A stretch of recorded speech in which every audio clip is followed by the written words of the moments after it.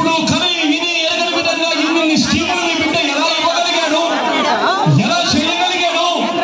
నా అక్క చెల్లెమ్మ కుటుంబాల ఖాతాల్లోకి ఏకంగా 2,70,000 కోట్ల రూపాయలు ఎలా మీ బిడ్డ పంపించగలిగాడు అని ఆలోచన చేయమని అడుగుతా ఉన్నాను. ఈ డబ్బంతా చంద్రబాబు నాయుడు గారి పాలనలో ఎవరి జోబీల్లోకి వెళ్ళింది అని చెప్పి కూడా ఈ సందర్భంగా ప్రతి ఒక్కరూ ఆలోచన చేయమని కోరుతా ఉన్నాను. ఈ చంద్రబాబు నాయుడు గారి మోసాలకు,